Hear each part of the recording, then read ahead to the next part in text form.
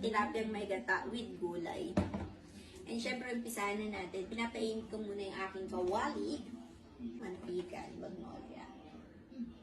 Konti lang guys kasi mahirap na masobran sa mantika. Isayin na natin yung ginger. Sunod natin yung garlic. Pa-brownin muna natin si garlic. Tapos, ang onion.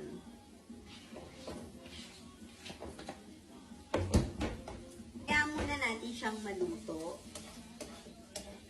So, gisa-gisa.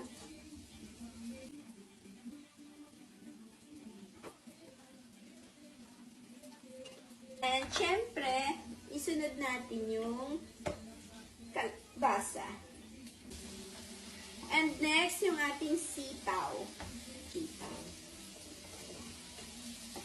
Lagyan na natin siya ng black pepper.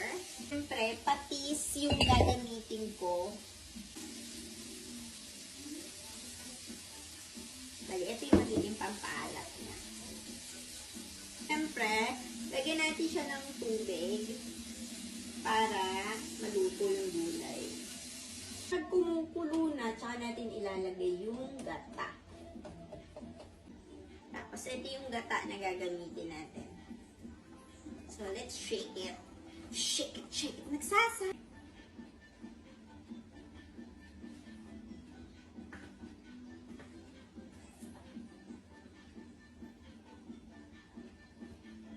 Parang manuot na yung gata dun sa gulay, ilalagay na natin yung gata. Hayaan na natin kumulo yung gata.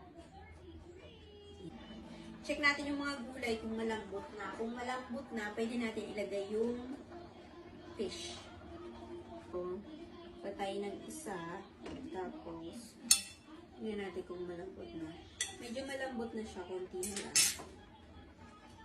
Sarap na. So, ito na yung fish. So, ilalagay ko na siya dito. Iluto na yan ng ganyan. So, mamaya, ihahain ko sa inyong harapan ng aking isda na niluto. Thank you for watching!